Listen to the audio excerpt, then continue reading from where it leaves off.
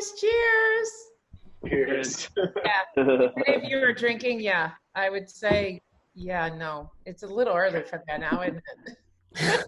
We still have coaching today. Mm-hmm. Is everybody here? You guys are awesome for doing this. Thank you so much. You. For having us. Thanks for having us. Well, my goodness, like, wow. Okay, how is everyone doing? Not bad. On a scale of 1 to 10, let's just throw a thumbs up or thumbs down or eh. Survey says? Yeah, like a 7. Yeah, we're good. 7, that's it. A 7? Yeah, it's solid, right? You know, it's good. It's Solid 7, okay. Today I'm at about, oh, we got one more. Hey! This is everybody. This is everybody? Yeah. I'm going to say today I'm at a solid 4. Let's get it to a 5. All right. So that's more like, yeah. I'm Great. gonna So where, I'm gonna say I'm like this.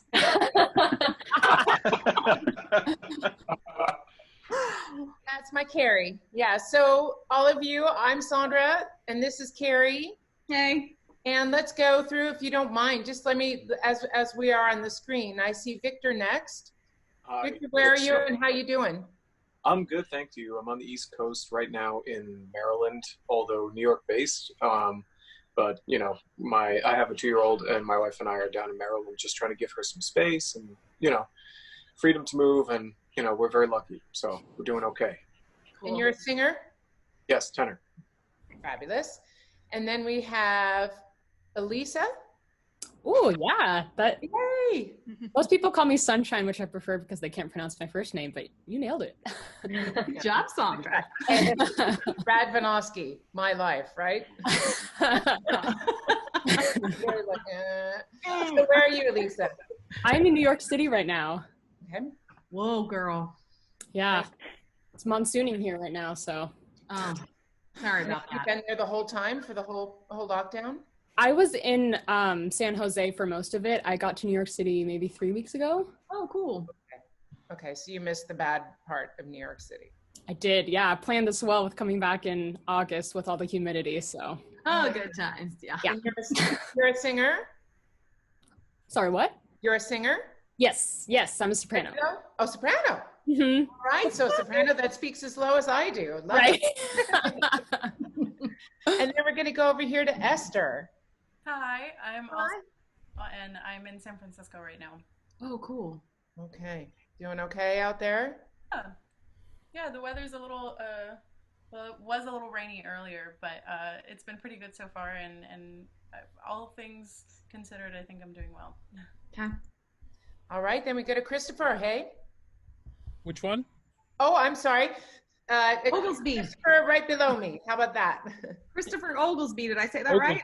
Yeah, that's great. Cool. I am en route back to San Francisco. Today I'm in Tennessee. Where?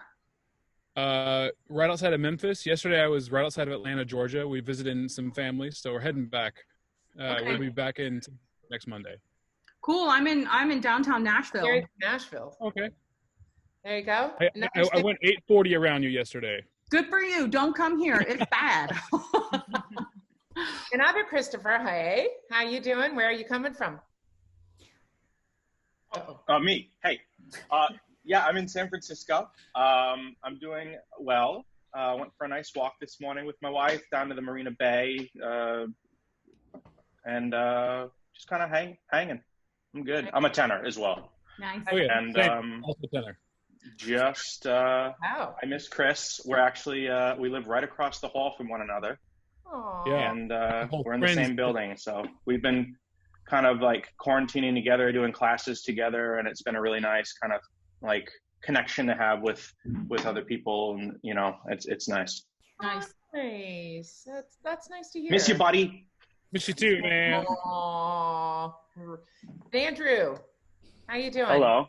Hi, I'm Andrew. I'm a pianist. I'm in San Francisco right now, about 3 minutes from the Opera House. A lot of good it's doing me.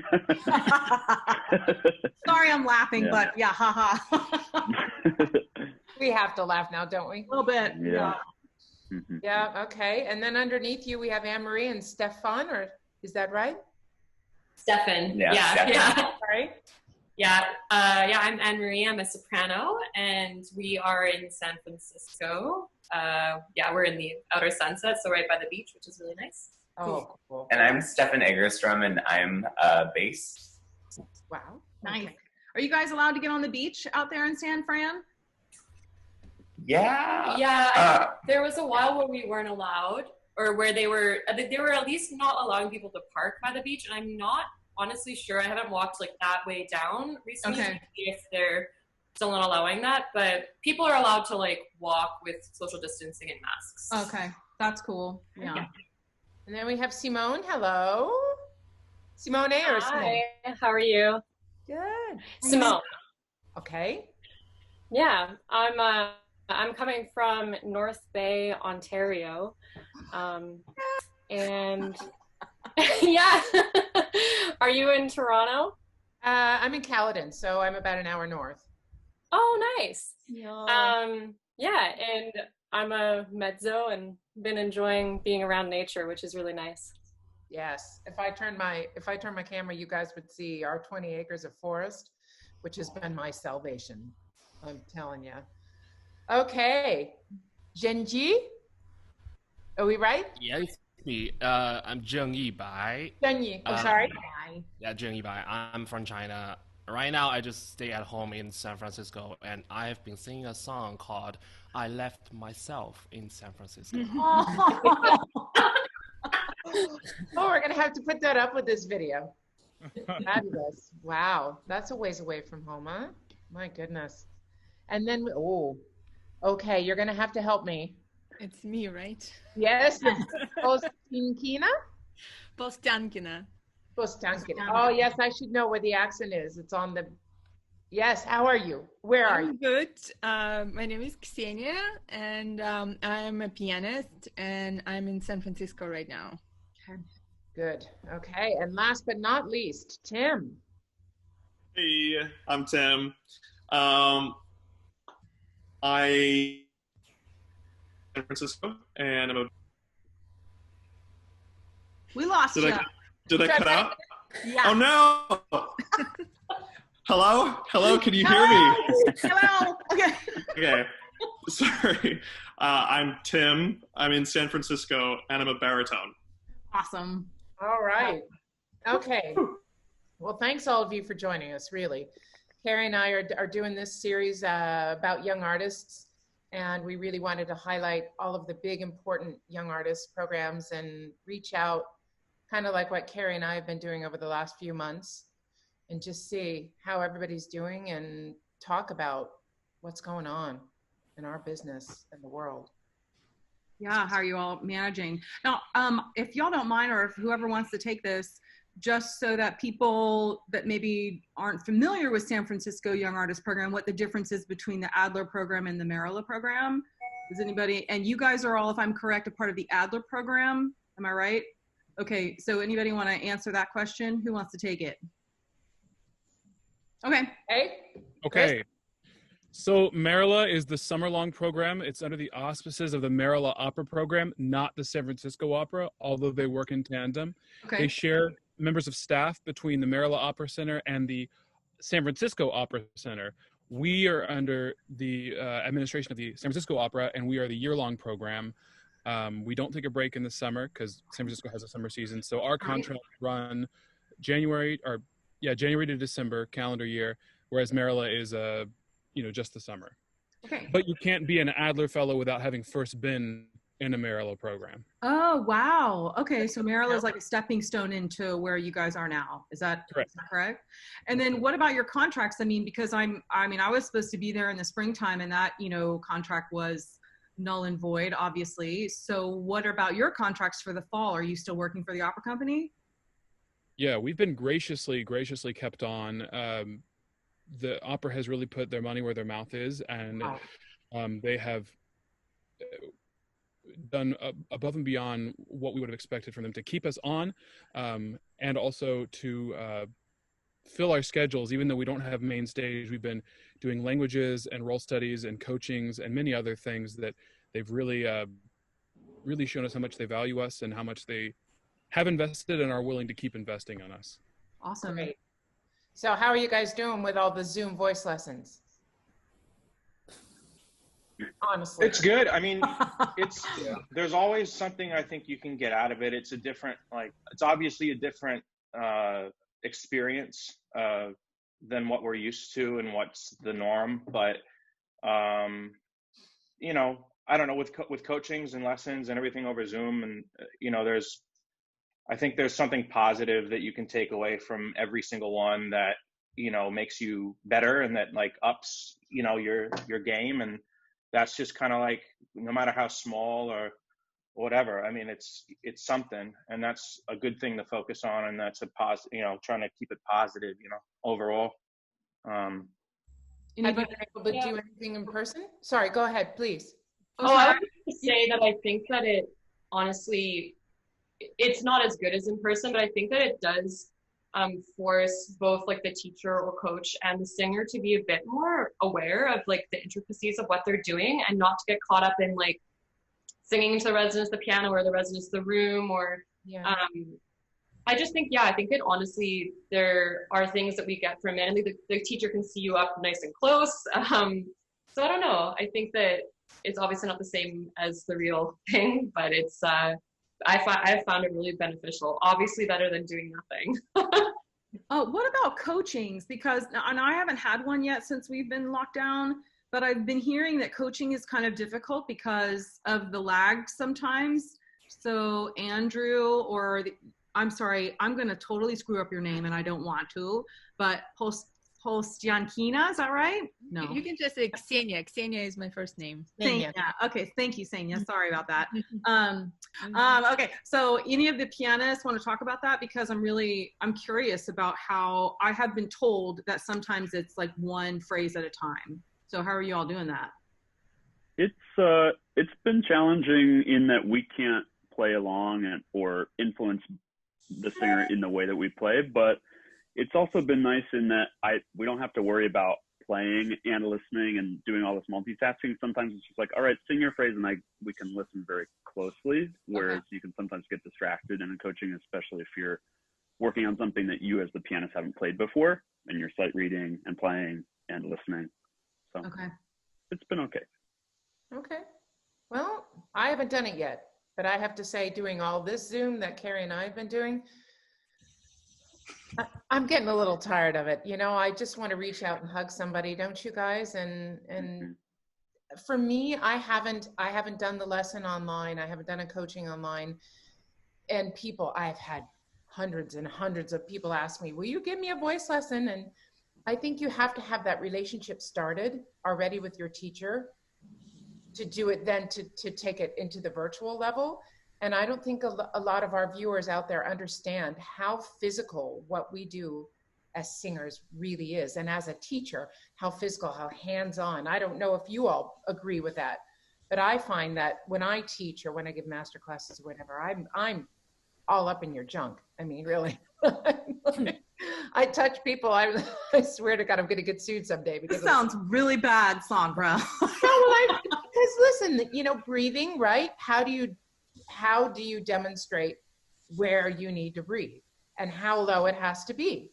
And you know, you can't quite show that on Zoom. And I'm wondering, have any of you now done any lessons or coachings live now that the US has moved further forward ahead? No, not yet. Nothing.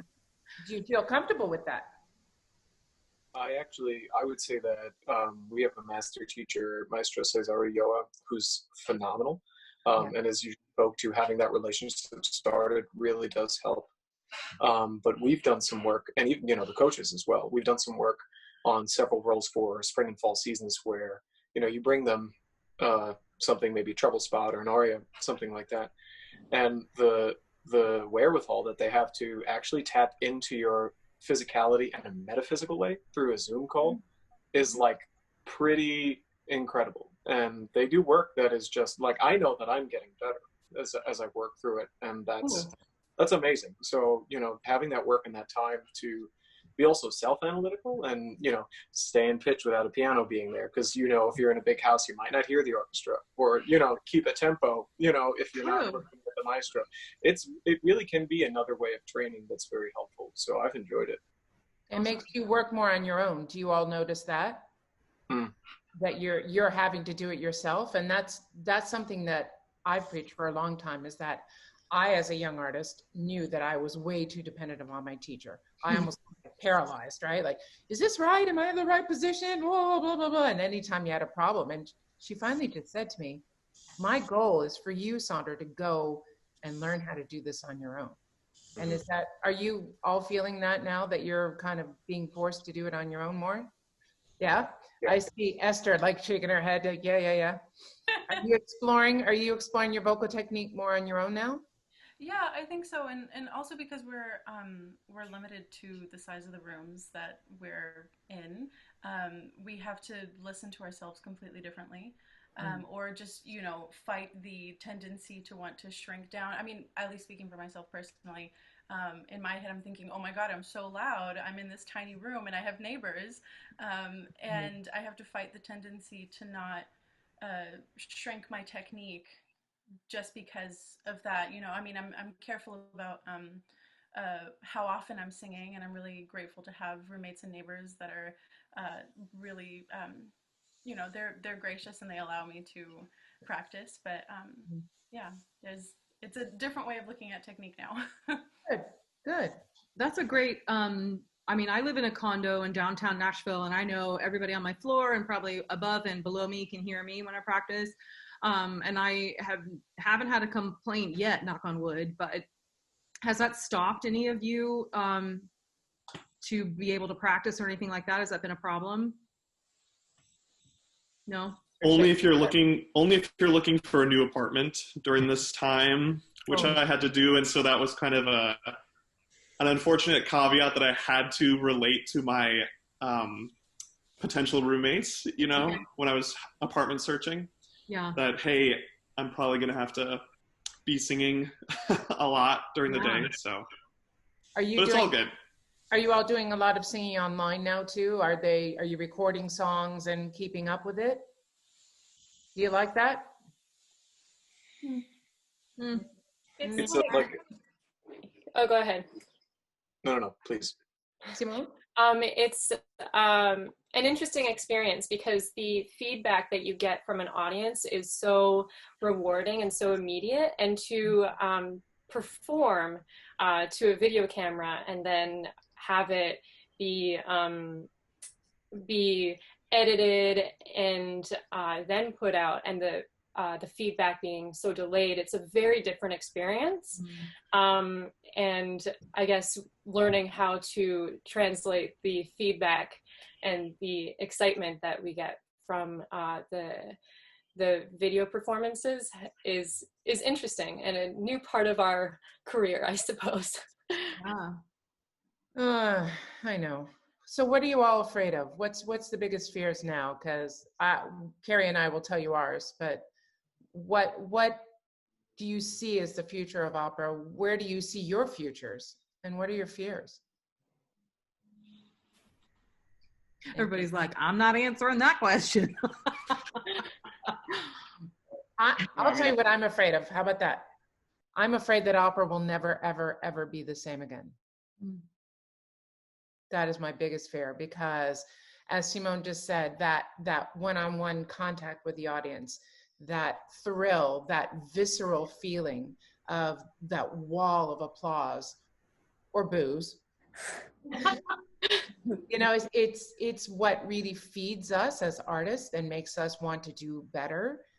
And to have that feeling that we might never get back to that is almost debilitating for me some days. How about you all? Crickets.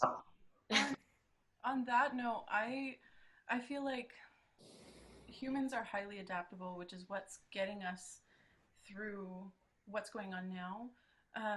But humans, I also just crave connection with each other, and I think that's the science, that's the hope that I'm holding on to, that live arts won't ever die out as long as we remain adaptable in some way. But in my That's what's keeping me going. I know eventually it'll come back because there is that need for human connection. Mm-hmm. Yeah, I agree. So how many of you have woken up in the morning and not wanted to sing? Yeah.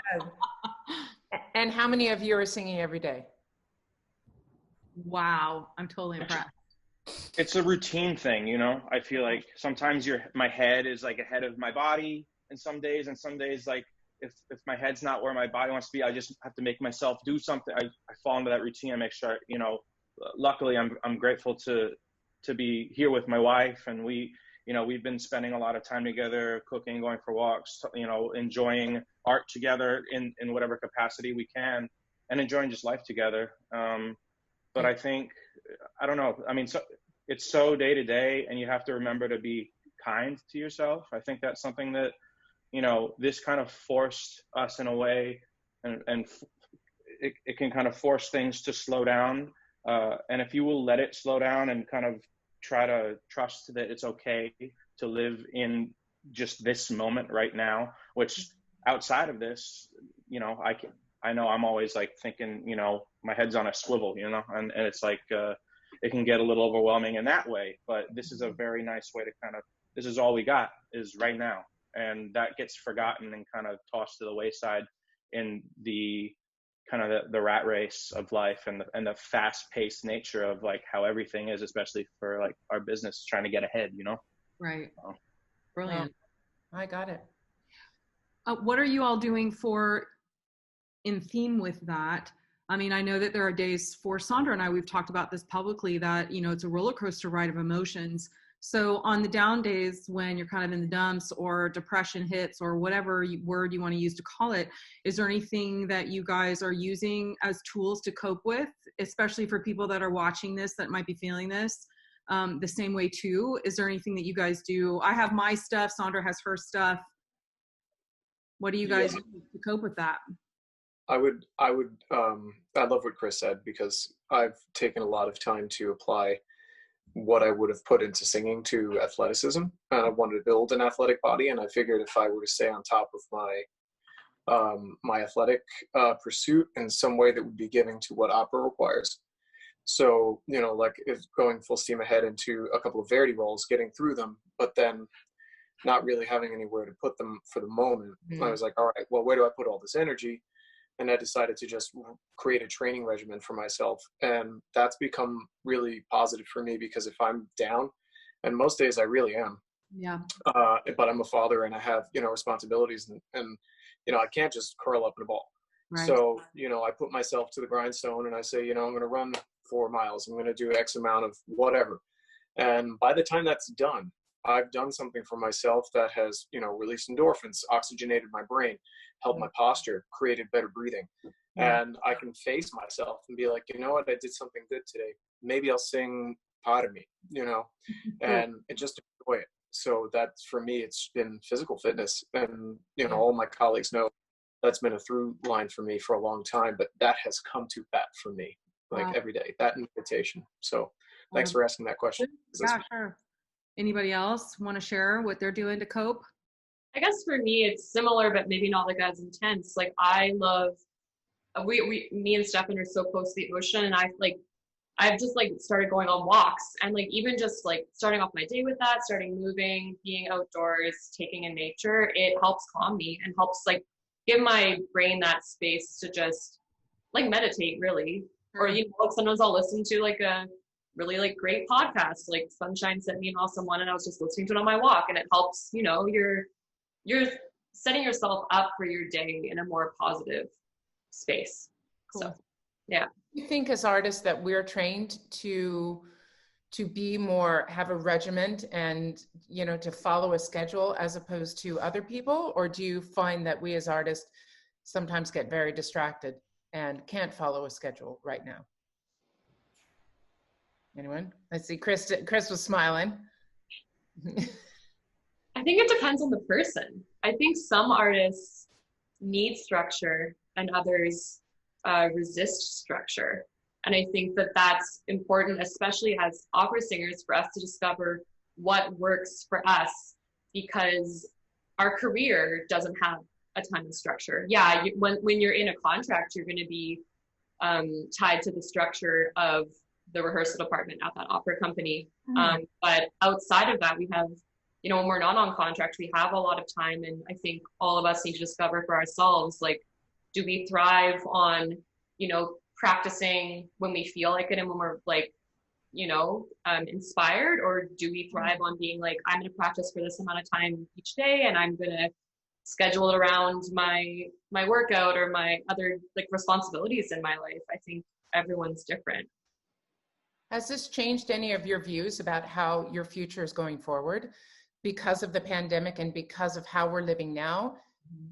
How we're going to go forward? Do you think you've changed your thought process of how we sing, how we look at our business?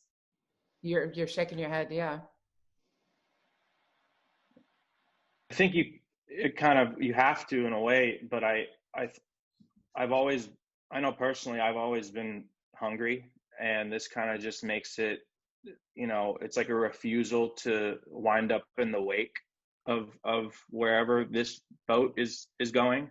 You know, I'm going to be in this damn boat, and we're going to figure that out, you know. And I know, like, I've got that mentality, and I don't know, you just got to, you know, we've got to be our biggest fans, and we have to bet on ourselves, you know. And I think that, you know, has nothing to do with like confidence or arrogance. That's just like matter of fact, you know. Healthy ego is very good in this business. To be in the boat, not in the wake of the boat. I think this experience has really kind of crystallized a few things. And I think that as artists, we've always operated with a game of risk. You know, how much risk can we put into this project to get this reward? How much risk can we do this? And so we are constantly structuring what we do around risk. And I think for the first time in a long time, in a singular instant, the entire nation and the entire world has been thrown into our boat. You know, how do they assess risk? Can they afford to change jobs? Can they afford to stay in their same job? And we've all been thrown in that also. And I've seen a lot of artists being like, you know, this is a time where I can invest in this other thing that I've been doing for a long time, whereas this can be on hold. And in light of that, and in light of having a job, I feel a little bit of survivor's guilt. And so I feel extra obligated to pursue, you know, the fruits of the labor that we're being put towards. And I have found myself becoming a bit of a shark, whereas usually, you know, you show up and you do rehearsal and you do it well, and you go home, and it's day and it's night, it's work and it's home. You do a little work, but right now there's no line between work and play, work and sleep, and work and eating. And in an effort to draw distinction and to make sure that I'm doing work that I can see, when you don't have a performance to rely on, you know, what can I see? Oh, okay, roll today. If I can get through a roll, I can do this. So I've set up a lot of different parameters to judge how efficient and how effective and how prolific I'm being with what I'm doing. And if I can meet that criteria, then I can rest a little easier, not having to take, you know, the lack of something to show with me all the time. So I found that I feel extra obligated because of all the artists that can't help but be in the wake of the boat, that I need to stay on the boat, help steer that boat. And then when the boat stops going 100 miles per hour, help them back into it. And so I think that, Chris, that was a beautiful metaphor, to not be in the wake. And I think we're in a unique position to see where opera is going to go. And I think you're right, Sandra. It's not going to be the same as it was.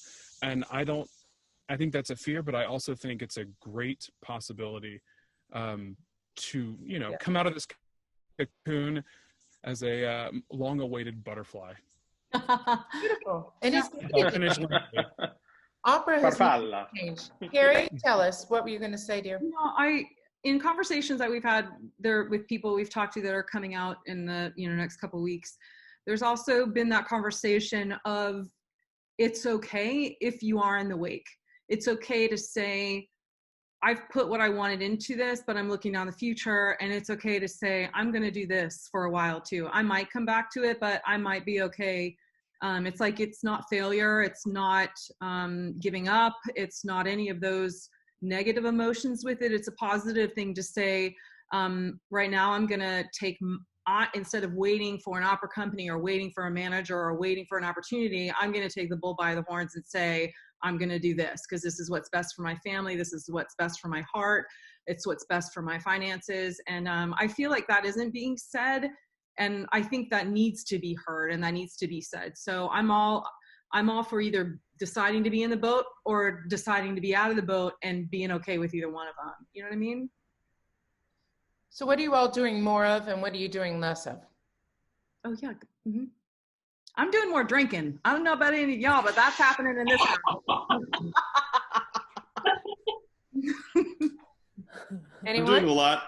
I'm doing a lot more eating. I've been cooking a lot, which is actually something really great because, before all of this, I rarely cooked for myself. But when everything shut down, there was no more eating out at restaurants.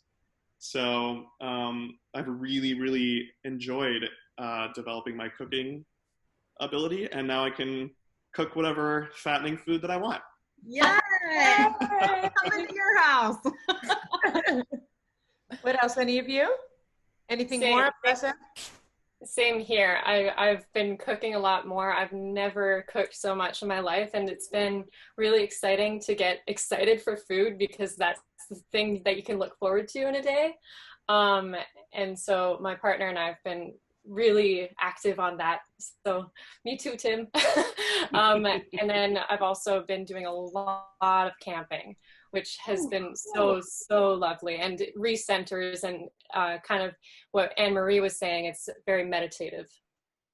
Great. Nice. Yeah, to piggyback off of what Simone said, I went on my first backpacking trip ever, and I'm really glad my partner and I went, and I'm really glad that the couple we went with did not tell me how hard it was going to be because I would not have gone. But it was amazing because it was the first time I've done something outside of opera where I was like, I'm capable of so much more than I ever thought. And being up an insanely high elevation was good for my head. So I'm looking to get back there. Oh, great. That's exciting. Oh my gosh. Okay, so what did you learn that you're going to do different next time you go? Like different shoes, different socks, different snacks? Yeah, definitely different snacks. You do not need nearly as much food as you think you do. And I'm also like a notorious overpacker when it comes to food. So yeah, pack it, like bring the light stuff, bring the dried fruit, not like the heavy dried fruit, like banana chips. And don't bring like as little clothing as you think you need. Oh, cool. Okay. Like, if you rewear the same pants, whatever, the trees will smell you, but they're all going to smell good, right? Yeah. You're all in it together. You only really need different underwear. Right, yeah. There's a shower waiting on the other side, so. Okay, all right. Anybody else? Doing anything more or less? I've been doing more reading. Yeah, I was going to say the same. Yeah. Some of it not, but it's nice to, when we're doing role studies, we're so busy learning at least I'm so busy learning the music that I don't have time to read, or I don't make time rather to read the original, the play or whatever it's based off of. So that's been nice to have this time to do that. That's awesome. Love that. Okay. Cool. I love that, like, even somebody as famous in the opera circuit, like David McVicker, who we released last weekend, said, at that point he had done 107 new recipes and he'd been cataloging them. And I just thought that was super cool. And I don't know if you've seen Elza Vandehever's Instagram with all her food and all her cakes. Her cakes, I think the cake that she made for Sandra and I for Screaming Divas was like the 12th cake she's ever made in her life. And she just discovered that she had this talent and this drive, and making cakes actually calms her nervous system down in her brain and gives her, focus and happiness throughout her week, looking forward to making a cake. I mean, who knew? And we would never, I think that's part of this time that's a happy or a gifting or a blessing or whatever you want to say, is that we've all learned new things about ourselves, whether they're good or whether they're bad. So, you guys have any questions for us? Yeah. Anything? Yeah. Sunshine. I was wondering what your guys' tricks are for during this pandemic, but also in the real world. What are your tricks when you have to sing and you've had a horrendous day? Oof. Well, there's horrendous days, and then there's feminine horrendous days too, right? Right. Just gonna put that out there. I'll let Carrie talk about the feminine horrendous days because please, I'm done with that. Yay. But horrendous days, you know, that's a really good one. People don't know when you step out on stage, people don't know what happened to you, you know, that whole day, that week. You know, you might be dealing with an ill parent, or had a fight with your partner, or, you know, whatever is happening. And I find my way of coping with this is that I have two separate personalities. And it sounds like I'm cuckoo, but I have my private personality, which is Sandra Ravanowski, or actually Sandra Lear. And then I have Sandy Singer, or I don't know if you guys can see this, Diva. My alter personality. And that is my personality that when I go on stage, that is who I become. And when I go on stage, it's about compartmentalizing things. And this is at 51 now, I've just learned this in the last few years, but we have to learn how to compartmentalize the parts of our life, or else it's going to make you crazy, because you can't take all of that daily troubles and shopping lists and screaming children. You can't take that on stage with you, or else it's going to distract from who you are as a singer or a performer, a pianist. And so I developed this other personality, and they're very, very different. One is very outgoing, Sandy Singer, hey, I'm on stage. But when you put that costume on, and when you put that makeup and the wig on, you become that person, and you leave that other life behind. And that's the way that I deal with the life things, is that turn the phone off when you go into the theater, because it's time to work now, and it's time to do this job. Because if you're not focused, that's when mistakes happen on stage, physical mistakes, vocal mistakes, and you have to just stay centered. So that, I'll answer that. I'll let Carrie answer the other fun part. Or your answer as well, Carrie. Yeah, sure. No, I just was thinking about that because, I mean, as Sandra knows, there's been some not so fun things that have happened in the last like 6 years of my life, and still, you know, going and on the road for months at a time. And I don't know about you all, but I mean, when I was growing up, I was on sports teams, and you trained and trained and trained. And then the day of whatever it was, it's like your mind just goes, go, this is what we're doing. I've got to win. I've got to do whatever to make it to the end. And because, I don't know how to say this. So I have practiced and worked so hard those muscles to do exactly what I want them to do for that specific role, that aria, that whatever's happened that day, if something has exploded personally, I still know that the minute I'm in that theater, like what she's saying, it's like a mental switch, because it's like getting ready for game day. It's getting ready for that swim meet. It's getting ready for that whatever it is. And then I can channel those emotions, maybe that were horrendous or whatever it was. I can actually channel that into that evening's performance. And sometimes that served me, sometimes that hasn't. Does that make sense? It's just the same as a soccer match when you're out on the field playing. That's the only thing that I can equate that with. As far as a female issue, as singers, male or female, you've got to know your body. You've got to, and I think we all have cycles. We all have to figure out what are the good days and what are the bad days. And I know within a certain few days, those chords are going to swell up. And a lot of times that's opening night. What are you going to do? You know what I mean? So you have to figure out what's best. What? Drugs. Drugs. Lots of drugs. Just kidding. No, just kidding. No, but sometimes I know singers that do. Sometimes singers actually, because of how thick their vocal cords get from hormonal changes, that they know they have to take steroids either the day before or the day of. Some singers are safe with Advil because their vascularity on their cords can handle it and they're safe to do that. Some can't. Some have to learn how to technically work around those swollen cords. So I know my body well enough to know what works for what days. And I think as females, you have to figure that out and you have to try it, because some, you know, yeah, those days that you don't want to practice because you have horrible cramps or whatever it is, are the days that you need to get your booty up and practice for an hour and try to sing that long to see actually what the consequences are on singing on swollen chords for that long. Because I'd rather figure that out in your house or with your teacher than figure that out on stage on opening night. I remember one voice lesson I went to and I was having horrible, horrible cramps. And I said to her, I called up my teacher, like, I can't come. And she said, no, you're coming, because you need to know how to sing, not only 100% well, but you need to learn how your body compensates when you are menstruating, when you're feeling sick.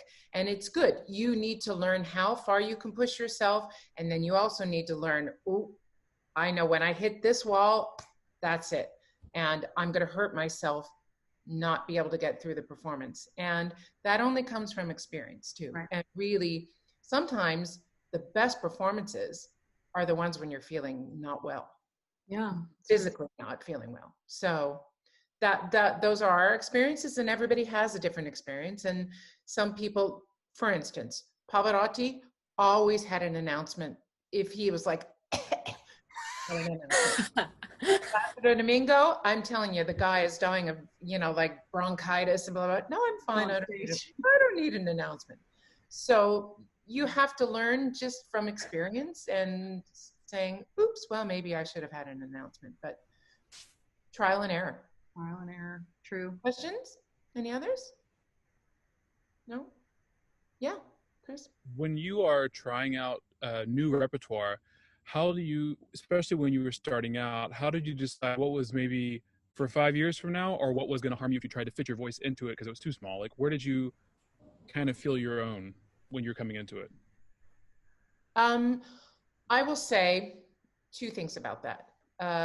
First off, I'm sure you all you're very fortunate in that you're in a great program with great people guiding you. I have probably about that many people whose opinion I take and listen to and put it up here. The rest of them, it goes in and I go, thank you, and it goes out. Because if you don't, you're going to go cuckoo and second guess yourself. And that is not good, because when you go on stage, you are on stage there alone. Your teacher isn't there, your coach isn't there, your partner isn't there. You are there alone. You got to figure it out.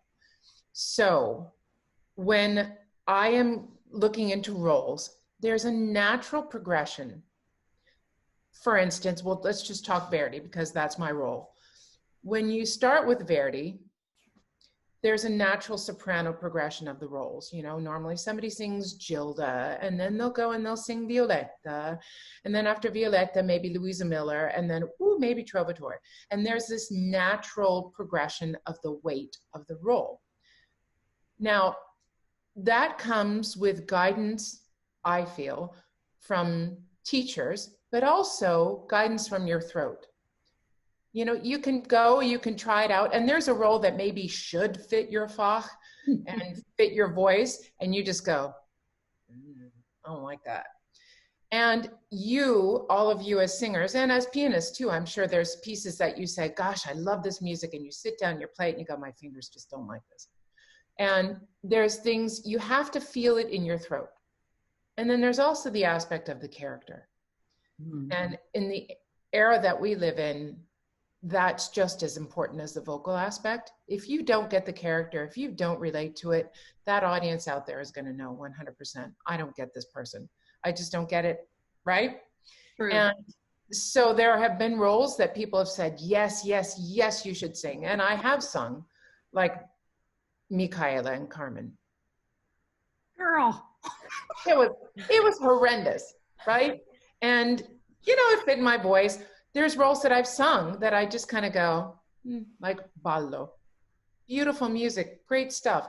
I really don't ever want to sing it again. So, but it's a scary thing moving from, you know, what I call lighter rep to big people, big girl rep or big boy rep, right? It's that movement. And when does one make that move into big girl or big boy rep? Really depends upon your stamina. Can you sing a role that long? for instance, Norma, for a soprano, you don't take that on, not just because of all the difficulties of it, but stamina. It is a long night. Something like Meistersinger, right? You really have to be able to sing for 3, 4, 5 hours at a time. So you have to. And multiple shows. And and sometimes those shows are only one day off in between. Can your body handle that?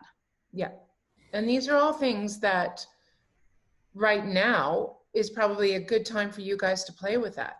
If there is a role that you're thinking, maybe I should start playing with it, sing it every day.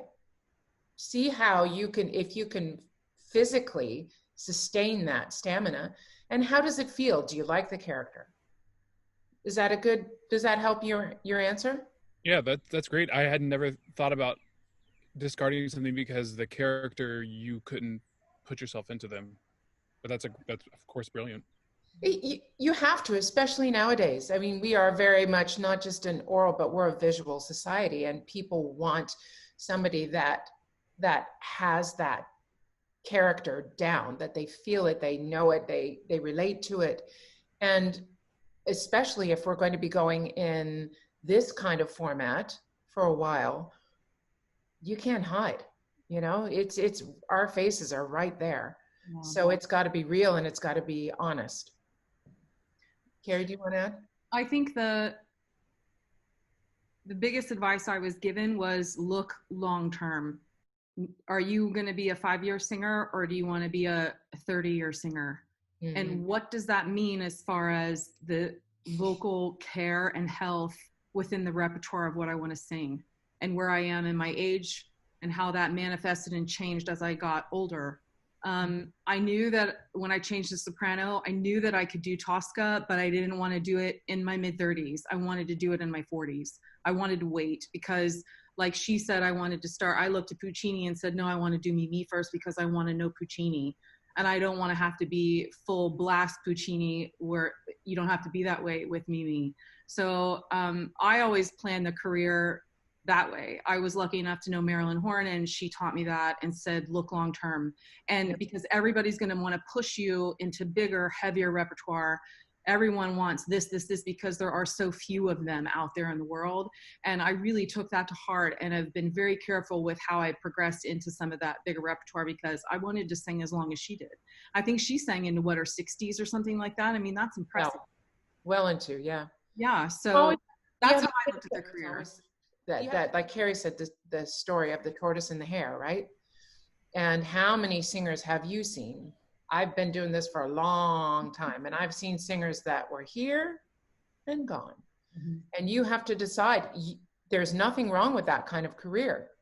If you guys want to go and just knock it out of the park. But also one other thing, so I'm in a bit of a rant, but you guys got to think that orchestra, I don't care what size the opera house is, a Puccini orchestra and a Wagner orchestra is always a Puccini orchestra and a Wagner orchestra. So remember that, even if somebody will say to you, I can't tell you how many times I've heard this from managers and people at opera houses, but the theater is small. I'm sorry. A Puccini orchestra is loud, and they have that vocal doubling and all this. If you get a new role, go and listen to somebody who you really admire in that role. Listen to the orchestration. Mm-hmm. Listen to those big moments, those moments where even on a recording, you can't hear them. You think, okay, can I pump out that kind of sound, right? Good to know. Good point. Any other questions? Any other comments or yes? Fine. I feel like we hear this so often as young artists or artists period, where people encourage us to find like the thing that makes us stand out from everyone else. And I've heard that a lot, but I was wondering what both of your like specific examples are of that, because it can be super general or it could be super specific. And I'm kind of confused about, I've never heard an actual answer to that question. I got one. Go ahead. I think we as singers are always put into boxes. Yeah. Right? Yes. I mean, look at us. Literally right now we're in boxes. Boxed. I think it is so easy for people, and this is a part of this bigger picture that I want opera companies, I want the opera world to change. We all want the opera world to change. It was time for the opera world to change in so many ways. This being one of them, in that singers can, you know, Carrie's over in her box and I'm in my box, but we can kind of be in more than one box. And notoriously, I think it's easier for people to say, Sandra Avanowski, she's a Verdi singer. Instead of, well, Sandra Avanowski, she can sing bel canto and she can sing Verdi, but she can also sing Puccini and she can sing Russian and Czech. And I think what you as a singer have to do, and this is a great time right now for it, is find out what you do better than anyone else. If it's you're a stage animal, if it's you sing high and soft better than anyone, if you do funny better than anyone, if you think that your bel canto and your coloratura and your fioritura is better than anyone. And this is a great time for all of you to hone in on that. Because as I said there, and especially now, there's going to be less and less opera houses with jobs. And there's still the same amount of singers out there. And you all have to figure out what makes you unique, what makes you special. And that's a hard thing to do, you know, and people will tell you, oh yeah, you're really good at this or you're really good at that. But do you feel it? And this is that soul searching right now, because look at the people that you admire the most, then singers that you admired the most. And that's a good way to start. What is it about them that you say, wow, that's why I'm attracted to this singer? And it's not necessarily a vocal thing. And it doesn't necessarily have to be an operatic person either. But for me, that is what is important, because I think nowadays we can be in many boxes. And I think it's good to be in many boxes because there's less and less jobs. And we're going to have to tick off all those boxes, not just be a specialist like they were way back in the ages. Like, we can't do that. We have to be a jack of all trade in a way, but still being true to ourselves. Does that answer your question? Definitely. Thank you. Carrie wants to say something too.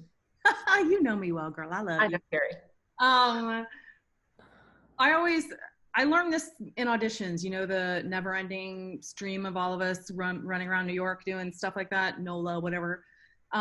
You know, a manager, when I changed to soprano, our manager had said, I really want you to sing this aria. I really want you to learn Trovatore.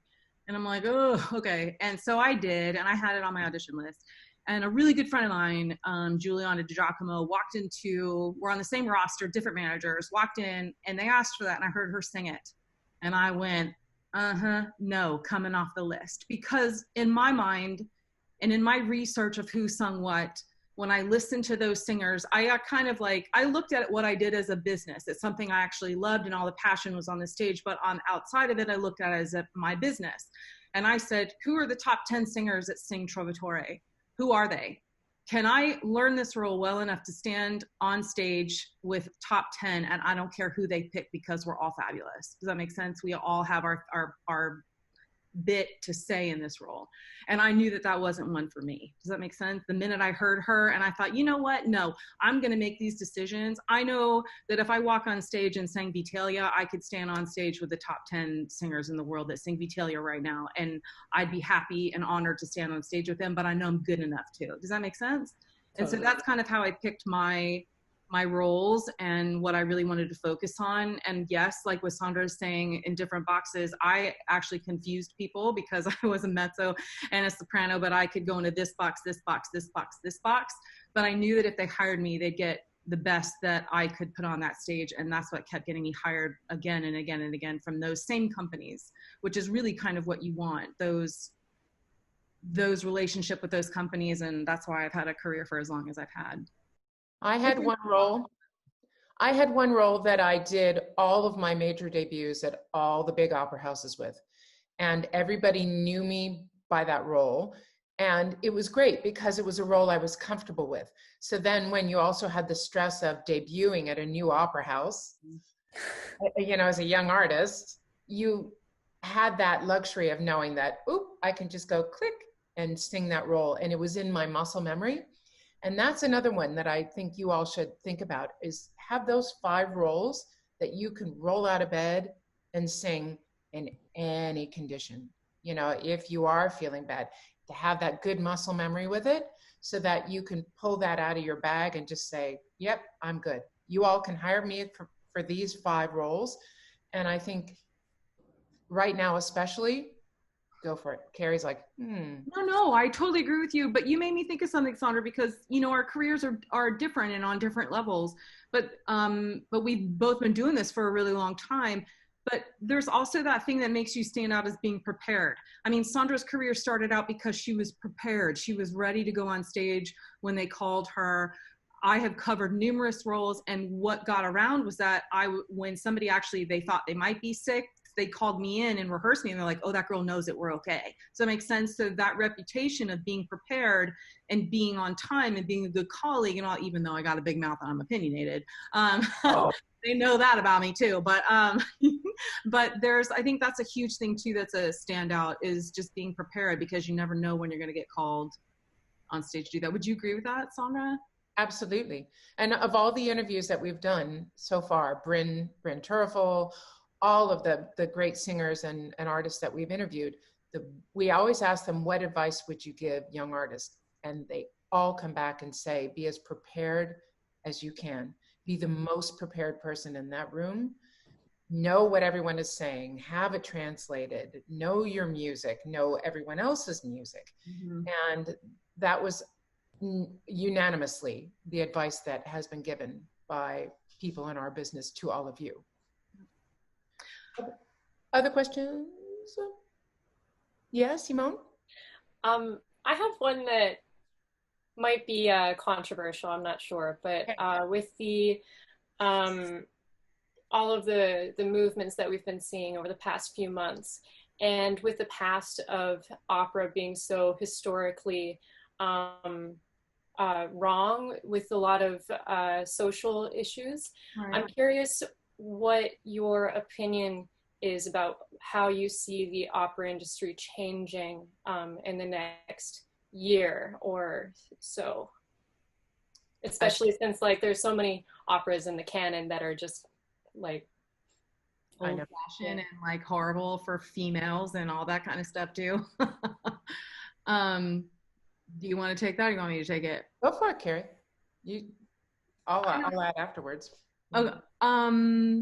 You know, Sandra had said in one of her other interviews, which I really loved, was why not, I don't know why I'm saying it instead of her saying it, but that why not put Mimi in this time period, in the COVID time period? Why not move some of these old war horses into times that actually reflect what we're going through? For me, I hope opera can change. My eyes have been open to administration, to the changes across the board, so that our business actually looks like a rainbow instead of one color, which I feel is what it looks like. So and not just different colors, but different sexes. I need to see more females. Even a panel I saw talking the other day, there were 9 people and 2 of them were women. And I was like, this is what I'm sick of. I want more females in this position. I don't know where that starts, if it's back in grade school and in promoting this all the way through, and finances to help people of all different colors and genders to get where they need to go. But this is what I hope. I hope I see in 5-10 years that this is changing, because that's going to help our business relate and get butts in the seats to the communities that we live in. Does that make sense? Mm-hmm. It's archaic. Opera is an archaic art form. And I've said this over and over again. And it took a pandemic to make the world realize that opera, yes, is archaic. And we need to have that diversity. Maybe they need to start having blind auditions like orchestra members do, so that they hire the best person and they're not prejudged by what they look like, or their age, or their color, or their race, or their size. Exactly. And I think that is a starting place for us as singers. So, but I think these are all discussions that have to start. And here in Canada as well, the Indigenous people, we need to have more operas written about minorities. We need to get into 2020, people. Like, hello, you know, opera's about things that are important right now. Yeah, Right? like I'm a Canadian as well, and I think like especially with Indigenous rights, it's also like we need to have operas written for Indigenous singers by Indigenous librettists and Indigenous composers. Like there's, I'm so sick of companies, scheduling operas or commissioning operas and not involving Indigenous people in it and trying to tell Indigenous stories. And even if they have like a panel who's informing them, I'm like, that's still not the same thing. That's still not changing our system to allow those voices to be heard. So No. it's important. Absolutely. And it's been the same old for so long that the world has been shaken up. And now is the time for all of you to use your voice. Go to the heads of the opera houses, write them, social media. I mean, hello, that's the best way to use our voice right now. And we, one person at a time. And I think we can change this business. And I think it has to be. Do you all agree? Yeah, absolutely. And, we're trying to do that with our show. And hopefully you all will carry that torch forward because, speak up. You all have voices. And we've been told, this is another thing. I just got on rants on these things. Sorry. Go ahead, girl. Go ahead. We've been told, to be seen and not heard, right? Yeah. As opera singers. And that time has come and gone. Wow. And I think we all need to speak up and say, this is what we want. We want equality. We want diversity. We want our voices to be heard. And it's time. And it's time. And what I think is really exciting about you all is that you guys can actually get together right now while we're home. We have time to do this and spitball ideas back and forth to each other. And there's no reason why any of you can't come up with the next brilliant idea that can get pitched to the next general director or whatever. Does that make sense? Because actually they want to hear it. They want to know. And at least in my opinion, I think that their doors right now are wide open for ideas, for inventiveness, for ingenuity. Is that the right word? Yes. Oh my gosh, I'm getting smart.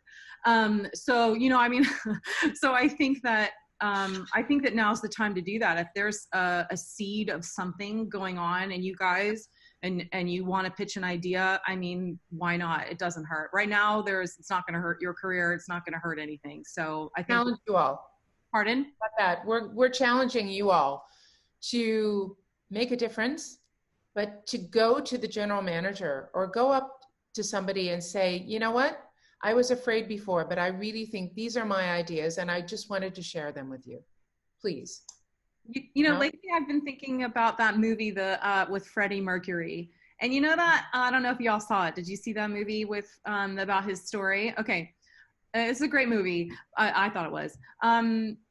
Because of this point, because there was a moment when he walked into the, I think it was his manager's office, and he produced that song, the one that has like 5 different genres in it, including opera and all that kind of stuff. I don't know why. Bohemian Rhapsody. Thank you. That's the name of the damn movie, right? Carrie's a blonde, y'all. I'm sorry. Lord. Oh my gosh. Help me now. Anyway, so that song, and he got pushback. They're like, there's no way we can put an 8-minute song on the radio. And look what happened. And I love stories like this. It's why I love reading biographies of opera singers, biographies of famous, any kind, because their stories always started with some kind of a seed of an idea. And I think that this is the time to come up with those, because we have no idea when we're going to get back in the theater, but we still need to produce our art. So how can we do that? And what are those ideas? And I think you guys, this next generation coming up behind us is the hope for all of us. So get together, people, and come up with some ideas. Well, we challenge everybody out there watching too. All the young artists out there, not just you all, but all of you, go out there and use your voice. It's time. It really is time. More questions? Anybody? Any concerns? Yeah. Thoughts on managers, have your managers like talked to you in terms of looking towards the future, or because we're all in positions right now where in the next couple of years we're all hoping to be signed by somebody, and that's looking very tricky right now. So that's a concern that I have. I've been really lucky to be with Cami for as long as I've been with Cami. I mean, they're having their own issues too, like every other, I mean, from the smallest firm to the big firm, they all have had issues. Most of them have, I think all of them, from what I understand, have been furloughed at some point, and then are coming back. But managers that haven't really truly stopped working, even though they're furloughed, they're still doing their jobs. But the best part about you guys is the company that you're with and the networking that can happen through that company. And that is something that needs to continue on as long as you're there and then afterwards. And I mean networking with everybody, with your coaches, with your teachers, with whoever they bring in to work with you. Continue that relationship with them. They want you to. They're there to help you. So if you want to run an idea by somebody, send them an email. Communication and being connected to everyone is always a good thing. And it's something that I actually still to this day have to keep telling myself to do, because I'm the one that's like, oh, I don't want to ask for help. I can do it by myself. Or, oh, I don't want to bother them. Or, oh, this or that. But it's, I mean, Sandra and I think would say for ourselves, I'm happy if somebody reaches out to me, if there's something I can help them with, because I've had so many people help me along the way. So keep those communication lines open. You're not bothering people. Just reach out and do it. And that's the way I think what's going to happen in moving forward as things change and we don't know what's going to happen. Just the connection of everyone is going to be really imperative to keeping your careers moving, in my opinion. And also I would say you're all in the States right now, except for Simone, right? You're all, yeah. I think that this is my opinion, and a lot of people have confirmed this, that reach out to your local opera house if you aren't in San Francisco, because I think regional opera, that kind of stuff, whatever city you are in right now, I think is going to be the start again of opera. For instance, us here in Toronto, or in the Toronto area, go to the COC and say, hey, I'm here, I'm willing, let's do some concerts, and try to drum up some sales, if you call it that, but promote yourself. And also think about Europe when you can get there. Think about management in Europe. There's a heck of a lot of opera companies in Europe. And, it's a good way to kind of get your chops going and trying out new roles in Europe in these opera houses. There's one in each city. And Fest right now, that might be a great way for you guys to go after you're done with the program. And just to get your repertoire going and to do that, trying out roles. Oh, this one works. Oh, this one doesn't work. And also to get the culture, the languages and all of that, and experience that, because opera seems to be thriving over there again. It's where all of my first jobs are going to be coming from, and hopefully, and it seems like the US is still a ways away. So if you can get over there. Other questions? Concerns? Yeah? Chris? So bouncing off of where jobs are going to come back from Europe, in your experience, both y'all's experience working in AA houses, where have you seen that rehearsals are not led in English primarily, where there's a large bias towards the national language?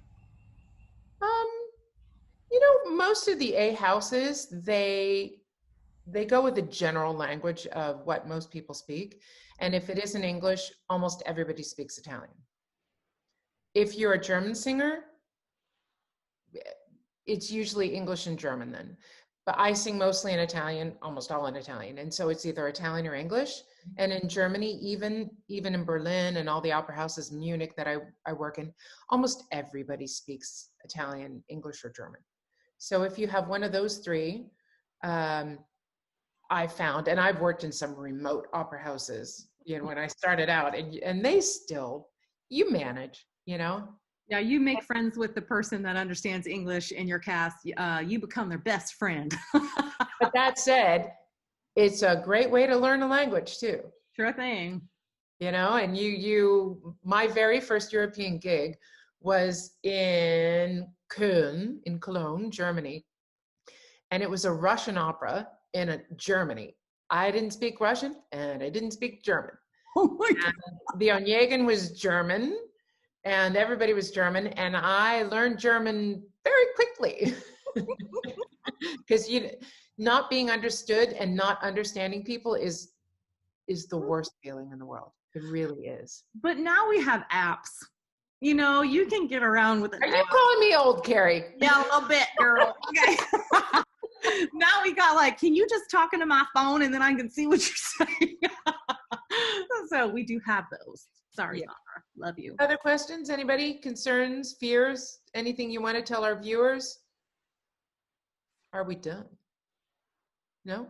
We just wish you all so much support and love and like big kudos and everything to keep going and to keep doing what you're doing. And or if you decide to do something else and become like the next best, I don't know, chef, author, real estate broker, whatever it is, you know, like we all love you and support you doing that too.